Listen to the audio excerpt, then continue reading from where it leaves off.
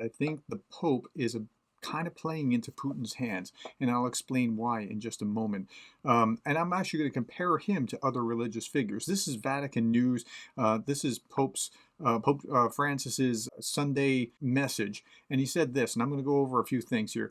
The course of the war in Ukraine has become so serious, devastating, and threatening as cause great concern. Therefore, today I would like to devote the entire reflection to this. And so he's going to now, this is an appropriate time. Putin just annexed this huge swath of Ukraine over the past week, so he's addressing the subject.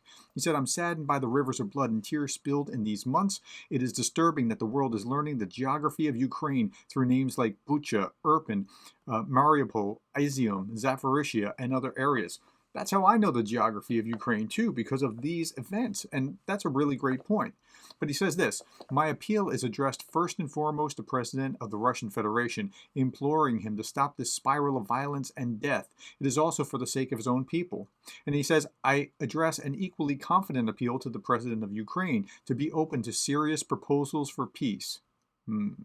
Do everything possible to bring an end to the war without allowing themselves to be drawn into dangerous escalations.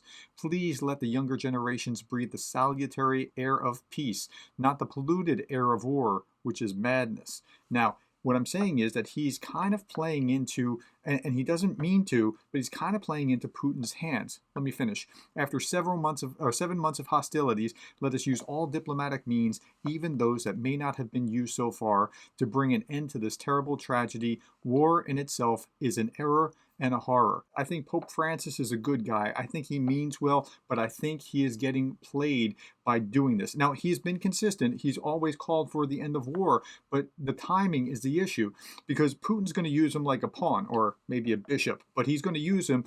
That was a joke. Anyway, Putin's going to use him in order to further his purposes because there's nothing that Putin wants more right now than declare peace because now he's already locked down this area legally, illegally, but he calls it legally. Now he also wants more area out here, but he can come back later on and deal with that once he has locked this down. So that's what's going on with the Pope, and he's kind of playing into Putin's hands in my estimation. Now, he's better off than Patriarch Kirill. This is the Patriarch of Moscow's Orthodox Church.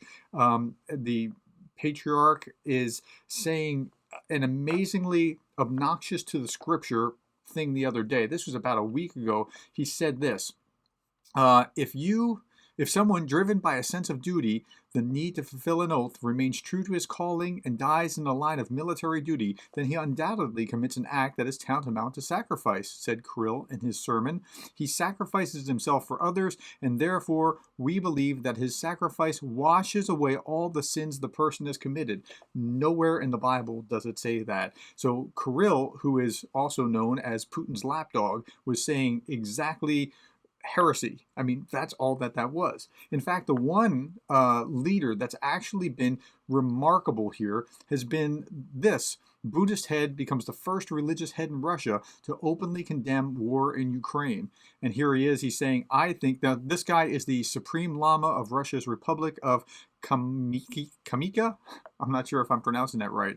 He said this, I think the Ukraine side, of course, is right. It is defending its country, its land, its truth, its constitution, its people. It is very difficult to say and accept that Russia is right. It is very hard to say so, and this is what I cannot say.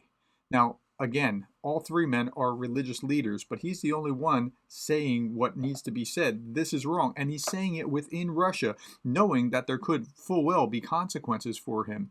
I'm not taking anything away from the Pope. I think he's a good guy. I think he meant well, but I'm afraid that his message is going to be echoed and amplified because Russia is going to, now that they have locked this down legally, you're going to start hearing more and more calls for peace, peace, peace. We just want peace. But those bad Ukrainians over there, they're just wanting to keep attacking.